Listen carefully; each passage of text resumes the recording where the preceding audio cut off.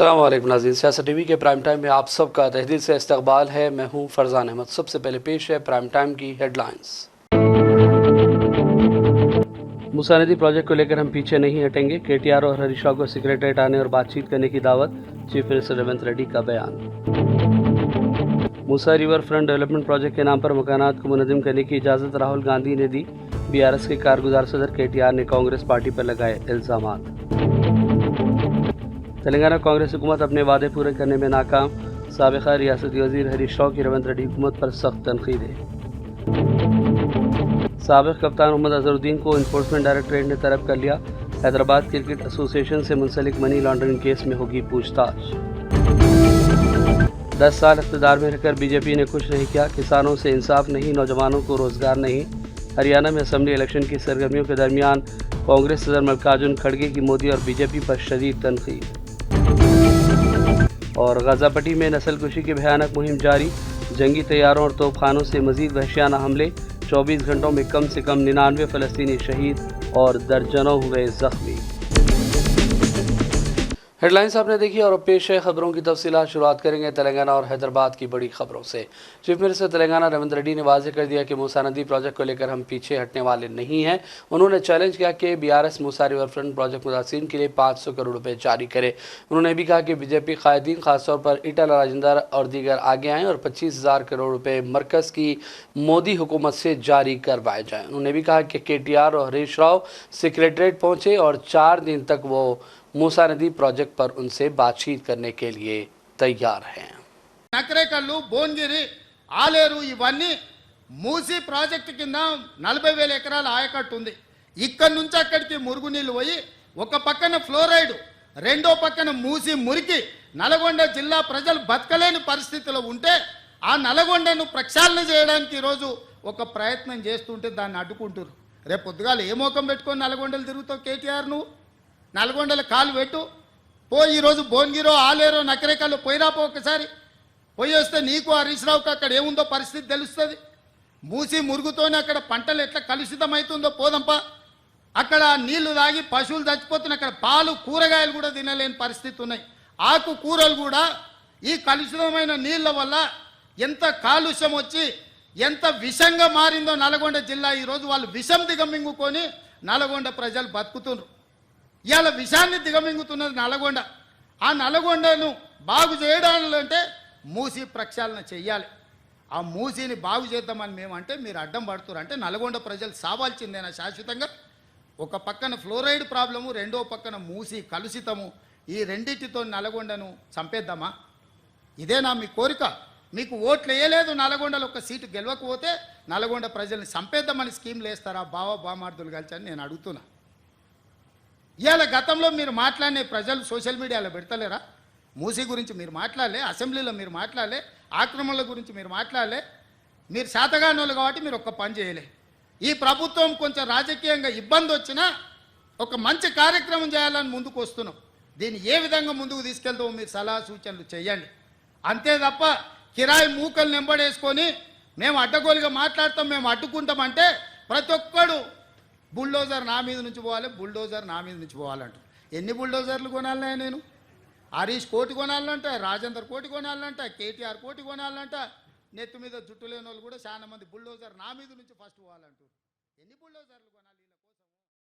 BRS leader KTR ने Congress leader Rahul Gandhi पर इल्ज़ाम लगाया कि मूसा रिवर फ्रंट डेवलपमेंट प्रोजेक्ट के नाम पर मकानात को मुनज़्ज़म करने की इजाज़त राहुल गांधी ने दी। उन्होंने इल्ज़ाम लगाया कि रियासती हुकूमत से रकम के बदले राहुल ने इस मुतनाज़ा मनसूबे को मंजूरी दी है। तेलंगाना भवन में मीडिया से बातचीत में केटीआर ने भी कहा कि हैदराबाद में मकानात ढहाने पीछे राहुल गांधी ही असल ताकत है, जो गरीबों के मकानात पर बुलडोज़र चलाने तैयार है। मूसा नदी ब्यूटिफिकेशन के नाम पर सतही सियासत की जा रही है। उन्होंने कहा कि वो जल्द ही बदनवानियों में कांग्रेस क़यादत के मुलविस होने को बेनकाब करेंगे। याद रहे कि मूसा नदी प्रोजेक्ट के मुतासिरीन ने केटीआर से मुलाकातें जारी रखी हैं। बीआरएस ने मुतासरा अफराद को पार्टी की जानिब से कानूनी मदद की भी पेशकश की है।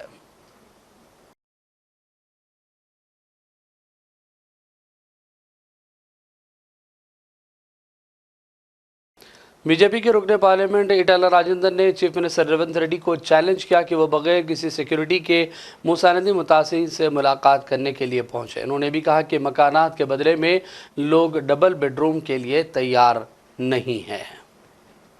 రేవంత్ రెడ్డి గారిని ఒక సవాల్ చేస్తున్నా, నీకు నిజంగా దమ్మున్నోడివైతే ధైర్యం ఉన్నోడివైతే మీరు నేను కలిసి ఇద్దరం వితౌట్ సెక్యూరిటీ మూసీ పరివాహక ప్రాంతంలో ఇవాళ ఏ ఇల్లు అయితే నువ్వు కొలగొట్టబోతున్నావు, ఏ ఇళ్ళకైతే నువ్వు నోటీస్ ఇచ్చి చేసే ప్రయత్నం చేస్తున్నావు, అక్కడికి మనం పోదాం, ఇద్దరం కలిసి పోదాం. వితౌట్ సెక్యూరిటీ నేను కలిసి మొత్తం ఒక రోజా 2 రోజుల మీరు డేట్ ఇవ్వండి, తప్పకుండా పోదాం. రెండవది, ఇదే మూసీ ప్రక్షాళనలో భాగంగా పనిగిరి లాంటి కాలనీలు ఏవైతున్నాయో, చైతన్యపూర్ లాంటి కాలనీలు ఏవైతున్నాయో, వాళ్ళు ఏదైతే ఇలా కన్నీళ్ళు పెడుతున్నారో, ఒక గర్భిణీ స్త్రీ 9 నెలల గర్భిణీ స్త్రీ, ఆమెకు డెలివరీ డేట్ ఇవ్వాలో రేపో డ్యూ డేట్ ఉన్నదని చెప్పి ఆమె ఏడుస్తూ ఉంటే, నీవు కనుక ఇది ఖాళీ చేసి పోకపోతే నీకు డబుల్ బెడ్రూమ్ కూడా రాదని చెప్పి ఆమెను పోలీసులు బలవంతంగా నెట్టేస్తే, ఆమె అన్న మాట ఏంటంటే నీ డెలివరీ ఎక్కడ కావాలి అని చెప్పి కాలేజీలో పడితే నువ్వు కలికరించలేదు కదా, రా నువ్వు నా చైతన్యపూర్కి వస్తావా, నా కొత్తపేటకు వస్తావా, నా ఉప్పల్ నియోజకవర్గంలో ఉన్నటువంటి రామంతపూర్కి వస్తావా, పోదాం. సెక్యూరిటీ లేకుండా రా. ఒకవేళ కనుక నిన్ను శభాష్ మీ రేవంత్ రెడ్డి గారు అంటే నేను రాజకీయాల నుంచి మొత్తం తప్పుకొని బహిరంగంగా క్షమాపణ చెప్పి ముక్కు నెలకు రాస్తాను. चीफ मिनिस्टर रेवंत रेड्डी ने सिख विलेज सिकंदराबाद में फैमिली डिजिटल हेल्थ कार्ड के फार्म का रस्मी इफ्तिताह किया और इस तकरीब में शिरकत की। इस खबर रियासती वजीर पोंगोलेटी श्रीनिवास रेड्डी और चीफ सेक्रेटरी शांति कुमारी ने कलेक्टरों के साथ वीडियो कॉन्फ्रेंस में कहा था कि रियासत में फैमिली डिजिटल कार्ड के इजरा के लिए 3 अक्टूबर से पायलट प्रोग्राम हो रहा है। फैमिली डिजिटल कार्ड्स का सर्वे शहरों और शहरी इलाकों की तोसी, लैंड रेगुलराइजेशन दरखास्तों का तेज़ी से हल और डबल बेडरूम मकानात के अलाटमेंट के लिए अहल इस्तिफादा कुनिंदगान का इंतखाब जैसे उमूर पर तवज्जो देगा। हुकूमत का मकसद है कि तेलंगाना में तमाम लोगों को, चाहे वो अमीर हो या गरीब, डिजिटल कार्ड जारी करते हुए सरकारी प्रोग्रामों से इस्तेफादा करने का मौका दिया जाए। तेलंगाना हुकूमत का मंसूबा है कि पायलट सर्वे की तकमील के बाद फैमिली डिजिटल कार्ड जारी करते हुए इक़दाम किए जाएंगे। ఈ family digital card 1 nation 1 ration ఏదైతే ఉన్నదో ఆ విధానంలో భాగంగా 1 స్టేట్ 1 కార్డ్, తెలంగాణ రాష్ట్రంలో ప్రతి కుటుంబానికి ఒక గుర్తింపు కార్డుని ఇవ్వాలి. ఆ గుర్తింపు కార్డులో వాళ్ళకు అందుబాటులోకి తీసుకొచ్చిన సంక్షేమ పథకాలన్నిటిని కూడా డిజిటలైజ్ చేసి కంప్యూటర్లో పొందుపరిచి ఏ శాఖ కావాలన్నా వాటిని చూడడానికి అర్హులైన వాళ్ళందరికీ సంక్షేమ పథకాన్ని అమలు చేయాలని ఈ విధానాన్ని తీసుకొచ్చినాము. ఇవాళ ఈరోజు ప్రవేశపెడుతున్న ఫ్యామిలీ డిజిటల్ కార్డు, ఇదే రేషన్ కార్డు, ఇదే మీ ఆరోగ్యశ్రీ కార్డు, ఇదే మీ రైతు బీమా కార్డు, ఇదే మీ ఫీజు రియంబర్స్మెంట్ కార్డు, ఇదే మీ ఇందిరమ్మ ఇల్లుకు అర్హత, ఇదే మీకు కళ్యాణ లక్ష్మిని పొందడానికి అర్హత వస్తుంది. ప్రతి సంక్షేమ పథకం 200 యూనిట్లు ఉచిత కరెంటు కావచ్చు, ఆర్టీసీ బస్సు ఉచిత ప్రయాణం కావచ్చు, ఈ రకంగా రాష్ట్ర ప్రభుత్వం అమలు చేస్తున్న ప్రతి సంక్షేమ పథకాలను ఇందులోకి తీసుకొచ్చి అన్ని రకాలుగా మీ కుటుంబాలకు ఈ కార్డు ఒక రక్షణ కవచం కల్పించడానికే ఈ ఫ్యామిలీ డిజిటల్ కార్డుని రాష్ట్ర ప్రభుత్వం తీసుకొచ్చింది. साबिक़ा रियासती वज़ीर हरीश राव ने रेवंत रेड्डी हुकूमत पर शदीद तनक़ीदें की। ज़हीराबाद में मुनक़िद एक प्रोग्राम में हरीश राव ने कहा कि किसानों का कर्ज माफ़ नहीं हुआ, बदकुमा साड़ियाँ नहीं दी गई और आवाम से किए गए वादे भी कांग्रेस हुकूमत ने पूरे नहीं किए हैं। అంటే రుణమాఫీ అయినాదమ్మా అందరికీడా రుణమాఫీ అయిపోయింది అంటుండు కదా ముఖ్యమంత్రి, అయిందంటుండు కదా, అయిందా? అలాంటి నవ్వాలి రేవంత్ రెడ్డికి నవ్వాలి. హైదరాబాద్ సెక్రటరియట్లో కూర్చున్నాడు కదా, రుణమాఫీ అయినాదే మన ఊర్లో డప్పూర్లో, రుణమాఫీ అయినాదే, రైతు బంధు పడ్డాదే. మరి బతుకమ్మ సీరలు వచ్చినాయా? తులం బంగారం వచ్చిందా? చెప్పలే తులం బంగారం అంటే. ఈ రకంగా అన్ని అబద్ధాలు ఆడిండు రేవంత్ రెడ్డి. నేను ఎట్లా ఉన్నదంటే ఈయన కథ, అన్న వస్త్రానికి పోతే ఉన్న వస్త్రం పోయిందట.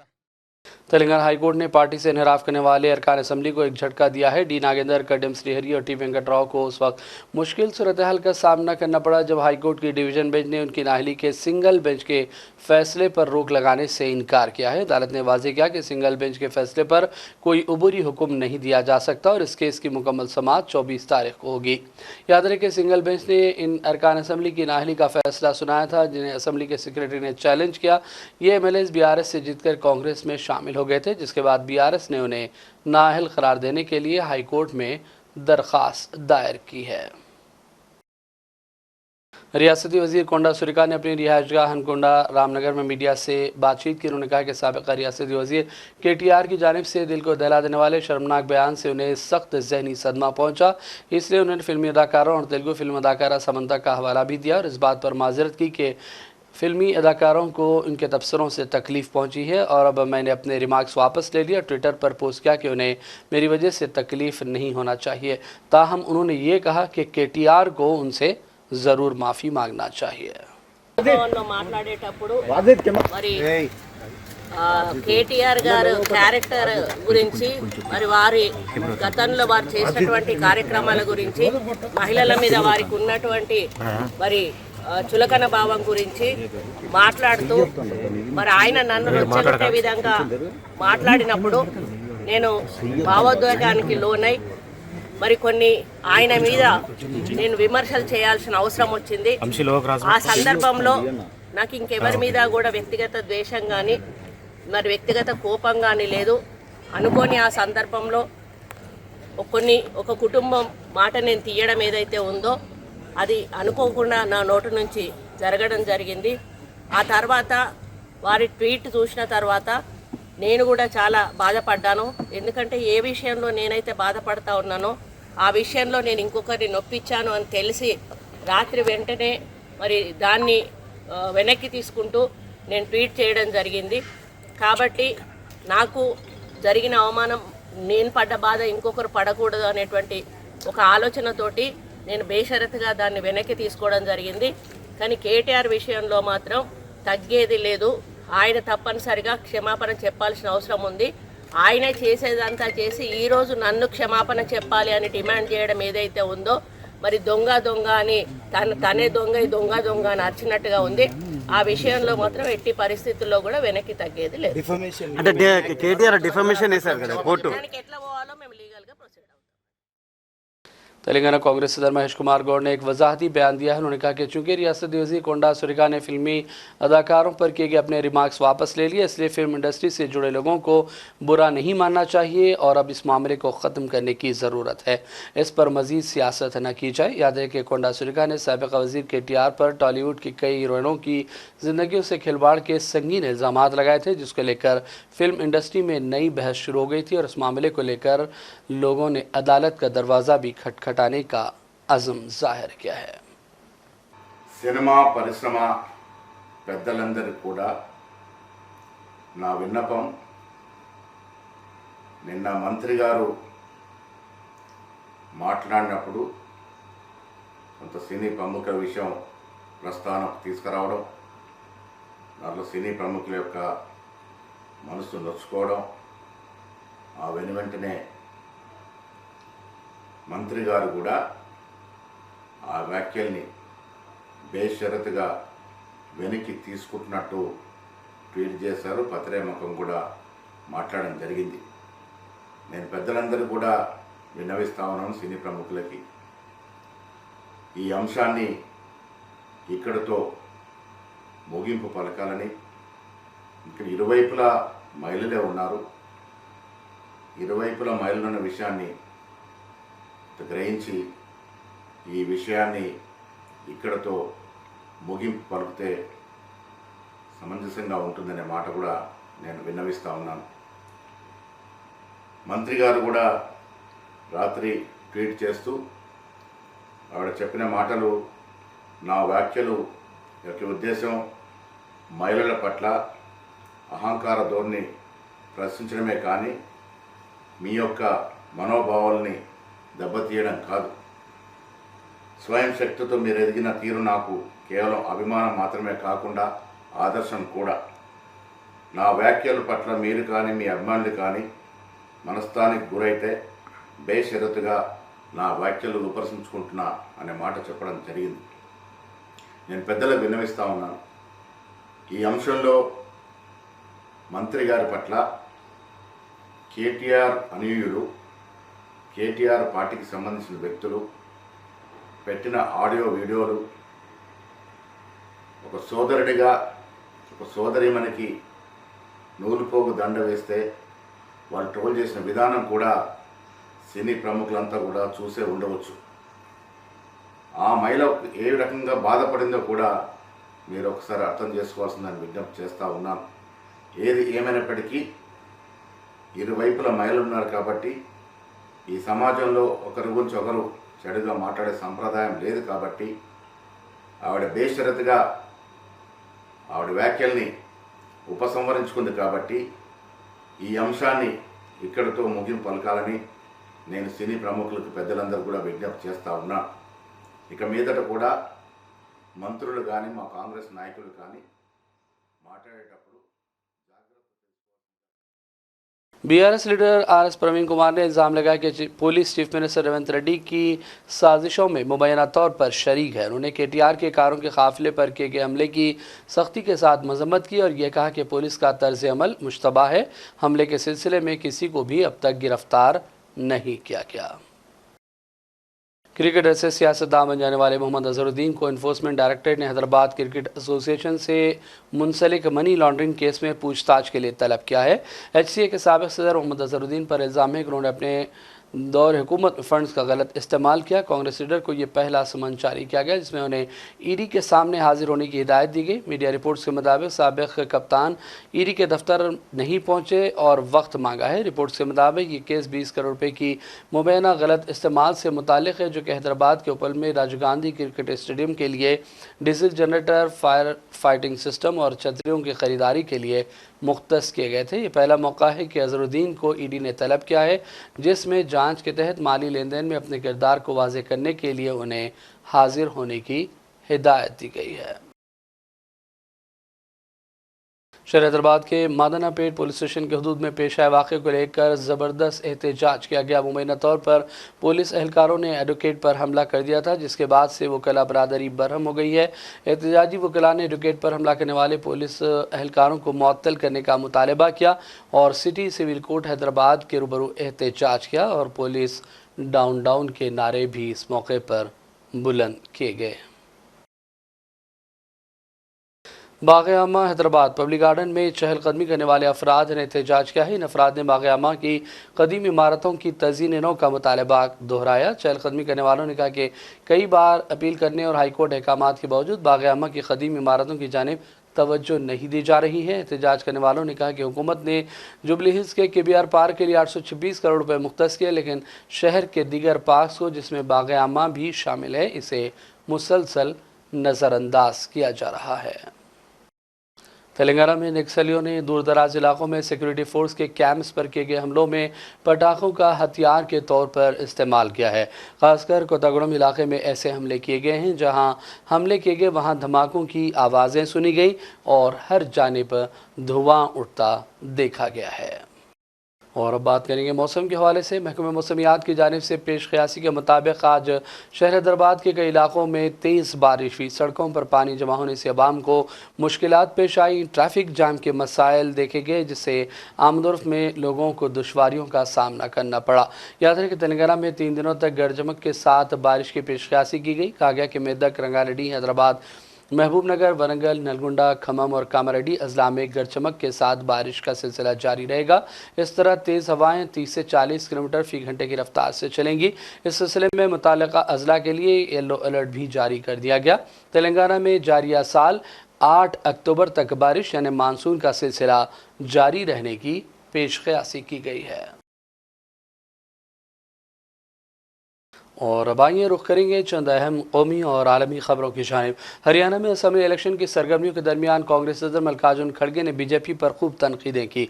उन्होंने कहा कि बीजेपी इलेक्शन के दिनों में तरह तरह के वादे कर रही है, जबकि गुज़िश्ता 10 साल से हुकूमत में रहते हुए डबल इंजन सरकार ने कुछ नहीं किया और ये फेल हो गई।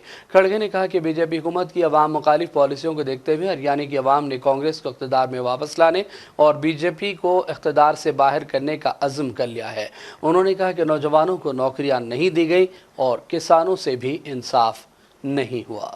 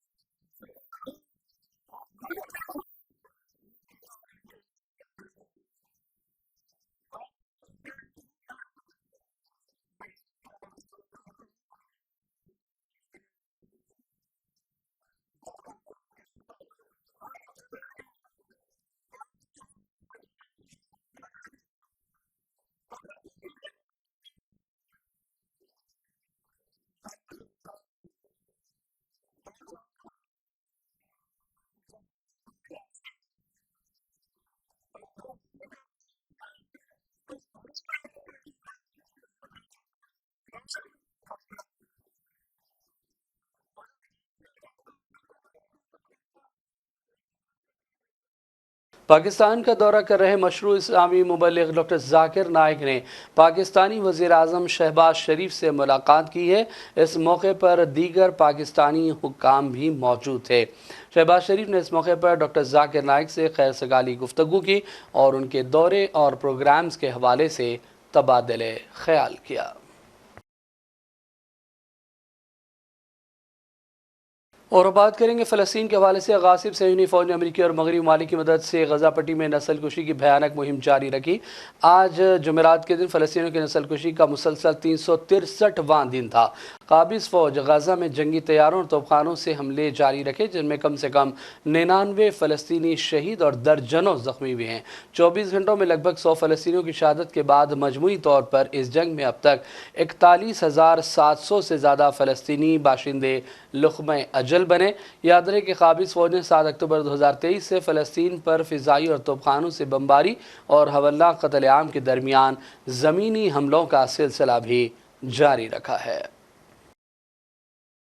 और बात करेंगे लेबनान के हवाले से। काबिज़ इसराइली फ़ौज ने एक और अफसर की हलाकत के ऐलान के फौरी बाद जनूबी लेबनान में हिज़्बुल्लाह के साथ लड़ाई के दौरान 7 अफसरान और फ़ौजियों की हलाकत का एतराफ़ कर लिया है। इसराइली फ़ौज ने यह भी ऐलान किया कि जनूबी लेबनान में लड़ाई में 7 दीगर ज़ख्मी हुए, जिनमें से 2 की हालत नाजुक है। काबिज़ इसराइली फ़ौज का ऐलान हिज़्बुल्लाह के अरकान और फ़ौजी दस्तों के दरमियान झड़पों के बाद आया है। इसराइली मीडिया ने कहा कि एक हमले में 4 फ़ौजी हलाक हुए और 20 इसराइली फ़ौजी ज़ख्मी भी हुए। इनमें से कई फ़ौजी शदीद ज़ख्मी हैं, जिनकी ज़िंदगी ख़तरे में है। याद रहे कि लेबनान में इसराइल जारहाना अंदाज में ग्राउंड ऑपरेशन कर रहा है। लगभग 1000 लेबनानी बाशिंदे लुक़्मे अजल बन चुके हैं और इस दौरान मशरिक़ वस्ता में बढ़ती कशीदगी को देखते हुए अक़वाम मुत्तहिदा की सलामती कौंसिल का हंगामी इजलास तलब किया गया। यूएन के सेक्रेटरी जनरल एंटोनियो गुतेरेस ने खित्ते में बढ़ती हुई कशीदगी पर गहरी तशवीश का इज़हार किया और फौरी जंगबंदी का मुतालबा दोहराया है। और अब आखिर में हेडलाइंस पर डालेंगे एक और नज़र। मूसा नदी प्रोजेक्ट को लेकर हम पीछे नहीं हटेंगे, केटीआर और हरीश राव को सेक्रेटरीट आने और बातचीत करने की दावत, चीफ मिनिस्टर रेवंत रेड्डी का बयान। मूसा रिवर फ्रंट डेवलपमेंट प्रोजेक्ट के नाम पर मकानात को मुनज़्ज़म करने की इजाज़त राहुल गांधी ने दी। बीआरएस के कारगुजार सदर केटीआर ने कांग्रेस पार्टी पर लगाए इल्ज़ामात। तेलंगाना कांग्रेस हुकूमत अपने वादे पूरे करने में नाकाम, साबिक़ा रियासती वज़ीर हरीश राव की रेवंत रेड्डी हुकूमत पर सख्त तनकीदें। साबिक़ कप्तान मोहम्मद अजहरुद्दीन को इन्फोर्समेंट डायरेक्टरेट ने तलब कर लिया। हैदराबाद क्रिकेट एसोसिएशन से मुंसलिक मनी लॉन्ड्रिंग केस में होगी पूछताछ। 10 साल इक़्तिदार में रहकर बीजेपी ने कुछ नहीं किया, किसानों से इंसाफ नहीं, नौजवानों को रोजगार नहीं। हरियाणा में असेंबली इलेक्शन की सरगर्मियों के दरमियान कांग्रेस सदर मल्लिकार्जुन खड़गे की मोदी और बीजेपी पर शदीद तनकीद। और गाज़ापट्टी में नस्लकुशी की भयानक मुहिम जारी, जंगी तैयारों और तोपखानों से मजीद वहशियाना हमले। 24 घंटों में कम से कम 99 फ़लस्तीनी शहीद और दर्जनों हुए जख्मी। प्राइम टाइम का सिलसिला फ़िलहाल यहीं ख़त्म करते हैं। मोहम्मद फरजान अहमद को पूरी टीम के साथ इजाज़त दें। देखते रहिए सियासत टीवी। अल्लाह हाफ़िज़।